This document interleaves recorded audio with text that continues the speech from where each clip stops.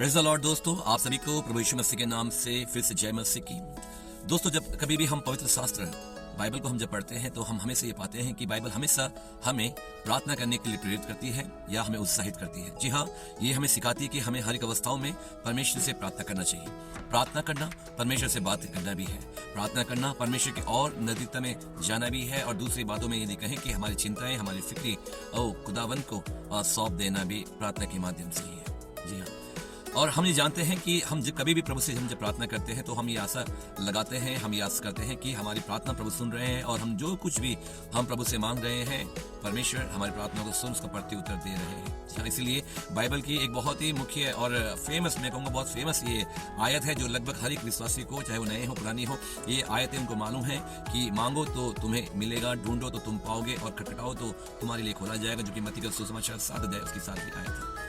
लेकिन मैं आज आपसे ये कहना चाहता हूं कि हम जानते हैं कि बाइबल हमेशा हमें ये बताती है कि विश्वास के साथ की हुई प्रार्थना को परमेश्वर सुनते हैं। जी हाँ, मत्ती के सुसमाचार उसके 21 अध्याय उसकी 22वीं आयत और मरकुस का सुसमाचार 11 अध्याय उसकी 24वीं आयत भी हमें ये बात सिखाती है कि जो हम प्रार्थना में हम जो मांगते हैं तो हमें प्रतीति करना है कि हमने जो मांगा है वैसा ही हो गया है। तो प्रभु का वचन कहता है कि वैसा ही हो जाएगा। हमें जी हाँ, हमें विश्वास के साथ प्रार्थना करना, हम जानते हैं कि ऐसी प्रार्थना प्रभु सुनते हैं। लेकिन क्या आप जानते हैं कि बाइबल में हमें बताया गया है कि कुछ प्रार्थना ऐसी है जो खुदा बिल्कुल भी नहीं सुनते। कुछ प्रकार की प्रार्थना है, कुछ तरह की प्रार्थना है ऐसी है जो प्रभु नहीं सुनते हैं। और हमें ऐसा लगता है कि हम प्रार्थना तो हम कर रहे हैं लेकिन उसका प्रत्युत्तर हमारे जीवनों में नहीं आ रहा है। और वो जीवनों में इसका प्रत्युत्तर क्यों नहीं आ रहा है, बाइबल इस विषय में बताती है। ये मुख्य 4 प्रकार की प्रार्थनाएं हैं जो प्रभु नहीं सुनता या प्रभु तक ये प्रार्थनाएं नहीं पहुंच पाती है।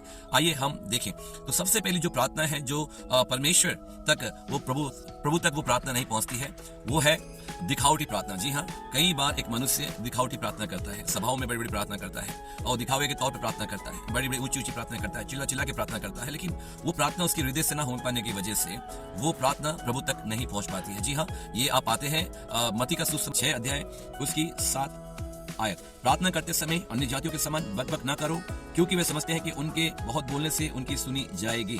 जी हाँ, हमारी जो प्रार्थना है वो दिखावटी प्रार्थना नहीं होना है। पहला पॉइंट कि हमारी जो प्रार्थना है वो दिखावटी प्रार्थना नहीं होनी चाहिए जैसा दूसरे लोग करते हैं। यदि हम प्रार्थना दिखावटी तौर से करते हैं तो वो प्रार्थना प्रभु तक बिल्कुल भी नहीं पहुंच पाती या नहीं पहुंचती, और इसीलिए हमें प्रार्थना का प्रत्युत्तर हमारे जीवनों में नहीं मिलता। जो दूसरी प्रार्थना है जो प्रभु तक नहीं पहुंचती, और वो प्रार्थना है संदेह के साथ की हुई प्रार्थना। याकूब की पत्री उसके पहले अध्याय उसकी 6ठी आयत लिखा है कि हम जब भी प्रार्थना करें तो विश्वास से करें और उसमें संदेह ना करें, क्योंकि यदि हम संदेह के साथ प्रार्थना करते हैं तो वो समुद्र की लहरों के समान होगा। और ऐसा व्यक्ति ये बिल्कुल भी ये ना समझे कि उससे प्रभु की ओर से कुछ मिलेगा, यानी कि उसकी प्रार्थनाओं का प्रत्युत्तर उसे मिलेगा, ऐसा वो बिल्कुल भी ना समझे। जी हाँ, जो तीसरी जो प्रार्थना है वो है अपने ही लाभ के लिए, अपने ही स्वार्थ के लिए या अपने ही डिजायर्स को पूरी करने के लिए यदि हमसे प्रार्थना करते हैं तो ये प्रार्थना भी प्रभु तक नहीं पहुंचती या प्रभु इस प्रार्थना को सुनकर इसका प्रत्युत्तर नहीं देते। और ये मिलता है तो याकूब की पत्री 4 अध्याय 3 आयत लिखा है कि तुम मांगते तो हो और पाते नहीं, इसलिए कि बुरी इच्छा से मांगते हो ताकि अपने भोग विलास में उड़ा दो। जी हाँ, यहाँ पे अपने डिजायर्स को पूरा करने के लिए, सिर्फ अपने लाभ के लिए, अपने हित के लिए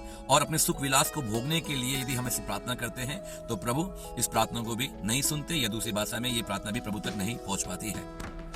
अब चौथी और मुख्य जो प्रार्थना है जो प्रभु तक नहीं पहुंच पाती, वो है मरकुस का सुसमाचार 11 अध्याय उसकी 25वीं आयत, जिस प्रकार से लिखा हुआ है, और जब कभी तुम खड़े हुए प्रार्थना करो तो यदि तुम्हारे मन में किसी के प्रति कुछ विरोध हो तो क्षमा करो, इसलिए कि तुम्हारा स्वर्गीय पिता भी तुम्हारे अपराध क्षमा करे। जी हाँ, बाइबल हमें इस बात के लिए प्रेरित करती है या प्रेरणा देती है कि हम जब कभी खड़े होकर के, चाहे वो व्यक्तिगत प्रार्थना हो, सामूहिक प्रार्थना हो या सभा की प्रार्थना हो, बड़ी प्रार्थना हो, छोटी प्रार्थना हो, कैसी भी यदि प्रार्थना हो, तो सबसे पहले हम अपने मन के अंदर ये विचार करें कि हमारे मन में किसी के प्रति कोई विरोध तो नहीं है, कोई ऐसा तो नहीं है जिसको हम क्षमा नहीं दे पा रहे हैं, या किसी के अपने मन में किसी के प्रति हमने कुछ बुराई को दे रखा हुआ है। तो बाइबल हमें इस बात के लिए उत्साहित करती है, परमेश्वर का वचन में इस बात के लिए उत्साहित करता है कि हमें ऐसी चीजों को बाहर निकाल देना है, उनको क्षमा करना है या उन विरोध की बातों को हटा देना है या कड़वाहट को मिटा देना है। उसके बाद यदि हम प्रार्थना करते हैं तो उस प्रार्थना को प्रभु सुनते हैं, अन्यथा ये प्रार्थना भी प्रभु तक नहीं पहुंचती, या फिर यूं कहें कि वो प्रार्थना का प्रत्युत्तर नहीं देते मेरे प्रिय। इसलिए आज मैं आपसे कहना चाहता हूं कि जब भी हम प्रार्थना करें तो सबसे पहले हमारी प्रार्थना दिखावटी नहीं होना चाहिए,